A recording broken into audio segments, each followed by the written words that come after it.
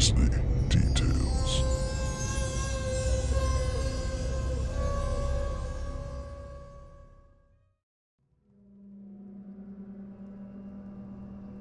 The Moon-BOG by H.P. Lovecraft.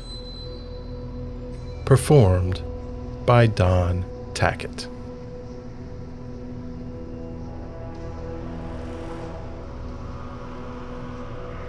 Somewhere, to what remote and fearsome region I know not, Dennis Barry has gone. I was with him the last night he lived among men, and heard his screams when the thing came to him. But all the peasants and police in County Meath could never find him, or the others, though they searched long and far. And now I shudder when I hear the frogs piping in swamps, or see the moon in lonely places. I had known Dennis Barry well in America, where he had grown rich, and had congratulated him when he bought back the old castle by the bog at Sleepy Kildare. It was from Kildare that his father had come, and it was there that he wished to enjoy his wealth among ancestral scenes. Men of his blood had once ruled over Kildare, and built and dwelt in the castle, but those days were very remote, so that for generations the castle had been empty and decaying. After he went to Ireland, Barry wrote me often and told me how, under his care, the grey castle was rising tower by tower to its ancient splendor. How the ivy was climbing slowly over the restored walls as it had climbed so many centuries ago, and how the peasants blessed him for bringing back the old days with his gold from over the sea. But in time there came troubles, and the peasants ceased to bless him, and fled away instead as from a doom. And then he sent a letter and asked me to visit him, for he was lonely in the castle with no one to speak to save the new servants and laborers he had brought from the north. The bog was the cause of all these troubles, as Barry told me the night I came to the castle.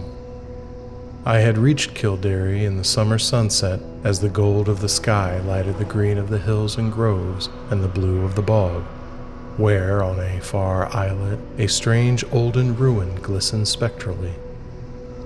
That sunset was very beautiful, but the peasants at Ballylough had warned me against it and said that Kildare had become accursed, so that I almost shuddered to see the high turrets of the castle gilded with fire.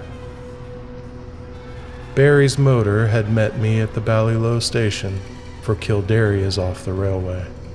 The villagers had shunned the car and the driver from the north, but had whispered to me with pale faces when they saw I was going to Kildare, and that night, after our reunion, Barry told me why. The peasants had gone from Kildare because Dennis Barry was to drain the great bog. For all his love of Ireland, America had not left him untouched, and he hated the beautiful wasted space where peat might be cut and land opened up. The legends and superstitions of Kildare did not move him, and he laughed when the peasants first refused to help, and then cursed him and went away to Ballylough with their few belongings as they saw his determination. In their place he sent for laborers from the north, and when the servants left he replaced them likewise. But it was lonely among strangers, so Barry had asked me to come.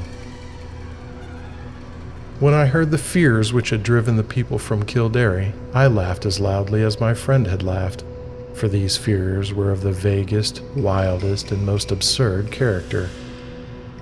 They had to do with some preposterous legend of the bog, and of a grim guardian spirit that dwelt in the strange olden ruin on the far islet I had seen in the sunset. There were tales of dancing lights in the dark of the moon, and of chill winds when the night was warm, of wraiths in white hovering over the waters, and of an imagined city of stone deep down below the swampy surface. But foremost among the weird fancies, and alone in its absolute unanimity, was that of the curse awaiting him who should dare to touch or drain the vast reddish morass. There were secrets, said the peasants, which must not be uncovered. Secrets that had lain hidden since the plague came to the children of Partholon in the fabulous years beyond history. In the Book of Invaders it is told that these sons of the Greeks were all buried at Talat, but old men in Kildare said that one city was overlooked, save by its patron moon goddess, so that only the wooded hills buried it when the men of Nemed swept down from Scythia in their 30 ships. Such were the idle tales which had made the villagers leave Kildare, and when I heard them, I did not wonder that Dennis Barry had refused to listen. He had, however, a great interest in antiquities, and proposed to explore the bog thoroughly when it was drained. The white ruins on the islet he had often visited, but though their age was plainly great, and their contour very little like that of most ruins in Ireland, they were too dilapidated to tell the days of their glory. Now the work of drainage was ready to begin, and the laborers from the north were soon to strip the forbidden bog of its green moss and red heather, and kill the tiny shell-paved streamlets and quiet blue pools fringed with rushes.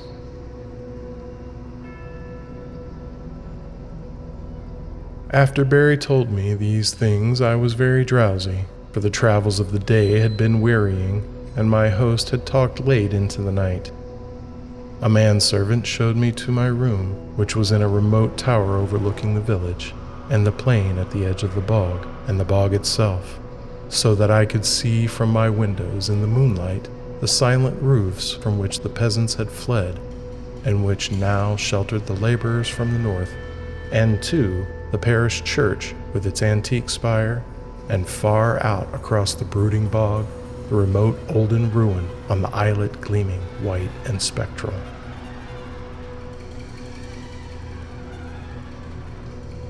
Just as I dropped to sleep, I fancied I heard faint sounds from the distance, sounds that were wild and half musical, and stirred me with a weird excitement which colored my dreams.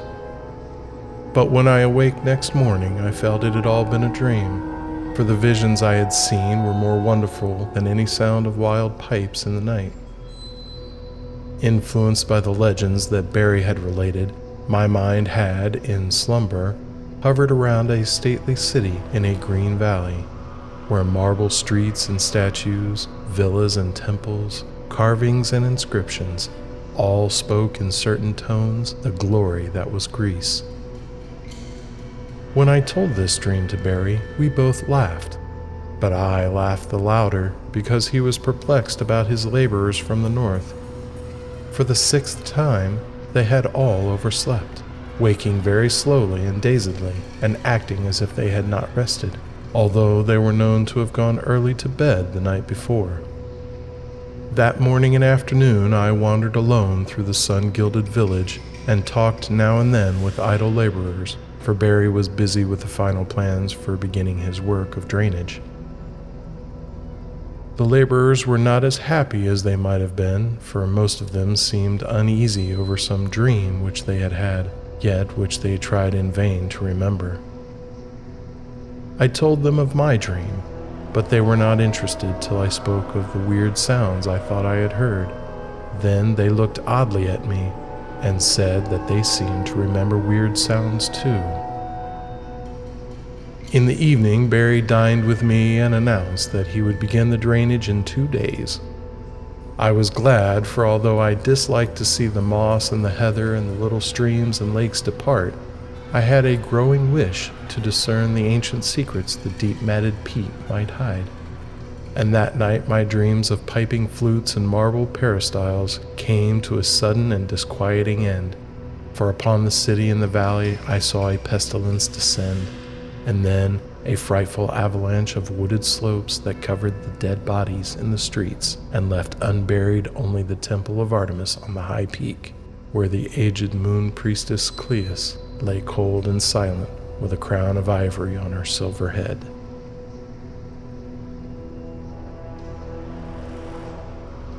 I have said that I awaked suddenly and in alarm. For some time I could not tell whether I was waking or sleeping, for the sound of flutes still rang shrilly in my ears. but when I saw on the floor the icy moonbeams and the outlines of a latticed Gothic window, I decided I must be awake and in the castle at Kildare. Then I heard a clock from some remote landing below strike the hour of 2, and I knew I was awake. Yet still, there came that monotonous piping from afar. Wild, weird airs that made me think of some dance of fauns on distant Menelaus. It would not let me sleep, and in impatience I sprang up and paced the floor. Only by chance did I go to the north window and look out upon the silent village and the plain at the edge of the bog. I had no wish to gaze abroad, for I wanted to sleep, but the flutes tormented me, and I had to do or see something. How could I have suspected the thing I was to behold? There in the moonlight that flooded the spacious plain was a spectacle which no mortal, having seen it, could ever forget. To the sound of reedy pipes that echoed over the bog, there glided silently and eerily a mixed throng of swaying figures, reeling through such a revel as the Sicilians may have danced to Demeter in the old days under the harvest moon beside the Cyane. The wide plain, the golden moonlight, the shadowy moving forms, and above all the shrill, monotonous piping, produced an effect which almost paralyzed me. Yet I noted amidst my fear that half of these tireless mechanical dancers were the laborers whom I had thought asleep, whilst the other half were strange airy beings in white, half indeterminate in nature, but suggesting pale, wistful naiads from the haunted fountains of the bog. I do not know how long I gazed at this sight from the lonely turret window, before I dropped suddenly in a dreamless swoon, out of which the high sun of morning aroused me. My first impulse on awaking was to communicate all my fears and observations to Dennis Barry, but as I saw the sunlight glowing through the latticed east window, I became sure that there was no reality in what I thought I had seen. I am given to strange phantasms, yet am never weak enough to believe in them, so on this occasion contented myself with questioning the laborers, who slept very late and recalled nothing of the previous night, save misty dreams of shrill sounds. This matter of the spectral piping harassed me greatly, and I wondered if the crickets of autumn had come before their time to vex the night and haunt the visions of men. Later in the day I watched Barry in the library, poring over his plans for the great work which was to begin on the morrow, and for the first time felt a touch of the same kind of fear that had driven the peasants away. For some unknown reason, I dreaded the thought of disturbing the ancient bog and its sunless secrets, and pictured terrible sights lying black under the unmeasured depth of age-old peat. That these secrets should be brought to light seemed injudicious, and I began to wish for an excuse to leave the castle and the village. I went so far as to talk casually to Barry on the subject, but did not dare continue after he gave me his resounding laugh. So I was silent when the sun set fulgently over the far hills, and Kildare blazed all red and gold in a flame that seemed a portent. Whether the events of that night were a reality or illusion, I shall never ascertain. Certainly they transcended anything we dream of in nature and the universe. Yet in no normal fashion can I explain those disappearances which were known to all men after it was over. I retired early and full of dread, and for a long time could not sleep in the uncanny silence of the tower. It was very dark, for although the sky was clear, and the moon was now well in the wane, and would not rise till the small hours, I thought as I lay there of Dennis Barry, and of what would befall that bog when the day came, and found myself almost frantic with an impulse to rush out into the night, take Barry's car, and drive madly to Ballylough, out of the menaced lands. But before my fears could crystallize into action, I had fallen asleep, and gazed in dreams upon the city in the valley, cold and dead under a shroud of hideous shadow. Probably it was the shrill piping that awakened me, yet that piping was not what I noticed first when I opened my eyes. I was lying with my back to the east window overlooking the bog, where the waning moon would rise and therefore expect to see light cast on the opposite wall before me. But I had not looked for such a sight as now appeared. Light indeed glowed on the panels ahead, but it was not any light that the moon gives.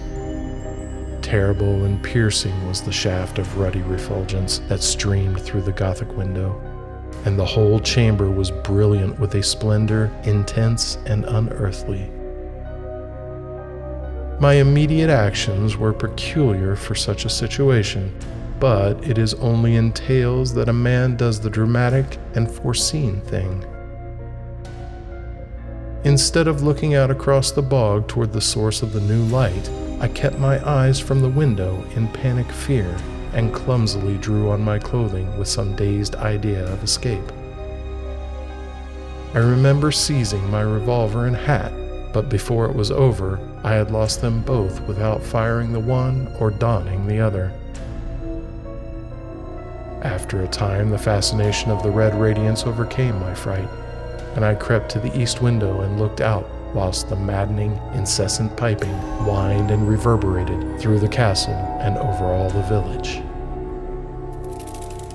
Over the bog was a deluge of flaring light, scarlet and sinister, and pouring from the strange olden ruin on the far islet. The aspect of that ruin I cannot describe. I must have been mad, for it seemed to rise majestic and undecayed, splendid and column-cinctured, the flame-reflecting marble of its entablature piercing the sky like the apex of a temple on a mountaintop. Flutes shrieked and drums began to beat, and as I watched in awe and terror, I thought I saw dark, saltant forms silhouetted grotesquely against the vision of marble and effulgence.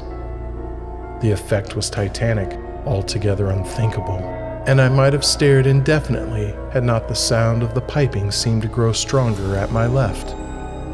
Trembling with a terror oddly mixed with ecstasy, I crossed the circular room to the north window, from which I could see the village and the plain at the edge of the bog. There my eyes dilated again with a wild wonder, as great as if I had not just turned from a scene beyond the pale of nature.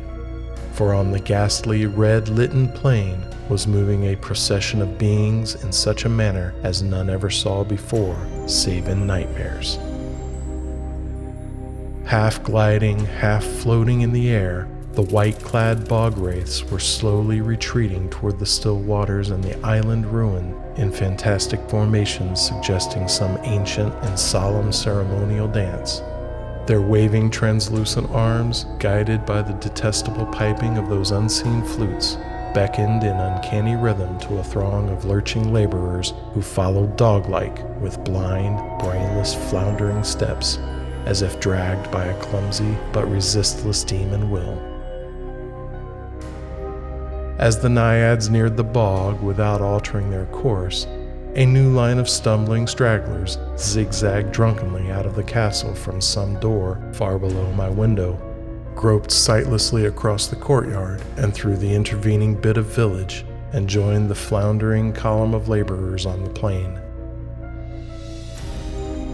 Despite their distance below me, I at once knew they were the servants brought from the north, for I recognized the ugly and unwieldy form of the cook, whose very absurdness had now become unutterably tragic. The flutes piped horribly, and again I heard the beating of the drums from the direction of the island ruin. Then, silently and gracefully, the naiads reached the water and melted one by one into the ancient bog, while the line of followers, never checking their speed, splashed awkwardly after them and vanished amidst a tiny vortex of unwholesome bubbles which I could barely see in the scarlet light. And as the last pathetic straggler, the fat cook, sank heavily out of sight in that sullen pool, the flutes and the drums grew silent, and the blinding red rays from the ruins snapped instantaneously out, leaving the village of doom lone and desolate in the wan beams of a new risen moon. My condition was now one of indescribable chaos. Not knowing whether I was mad or sane, sleeping or waking, I was saved only by a merciful numbness. I believe I did ridiculous things, such as offering prayers to Artemis, Latona, Demeter, Persephone, and Pluton. All that I recalled of a classic youth came to my lips as the horrors of the situation roused my deepest superstitions.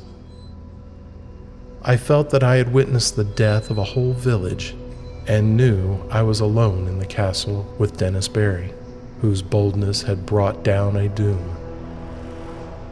As I thought of him, new terrors convulsed me, and I fell to the floor, not fainting, but physically helpless.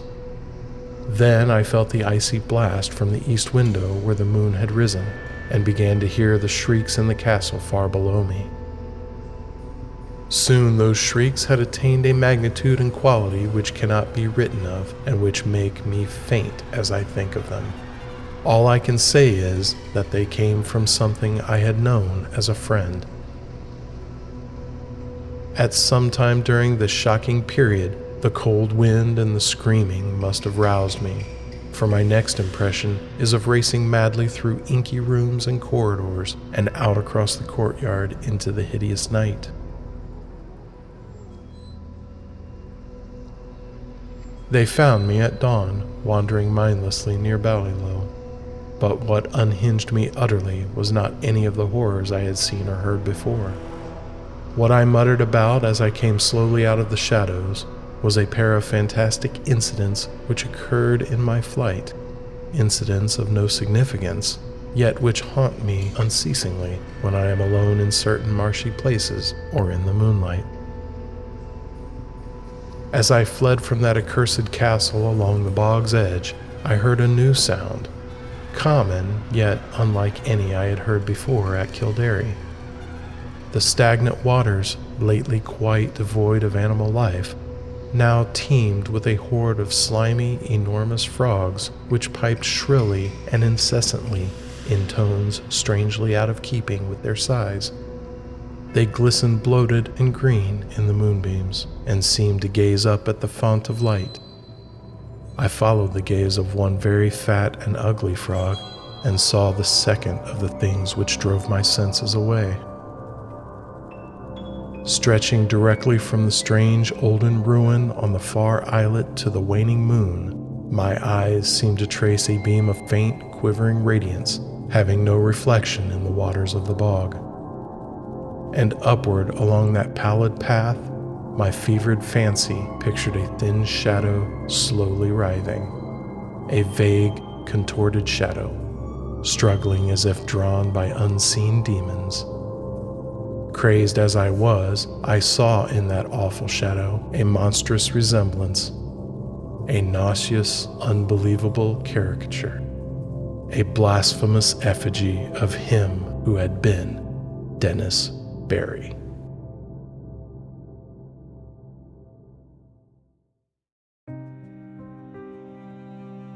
I'd like to thank y'all for stopping by this evening. We always enjoy the company and hope to see y'all again real soon. Until then, remember that horror ain't about us living in darkness. It's about darkness living in us. So, try to stay close to the porch light.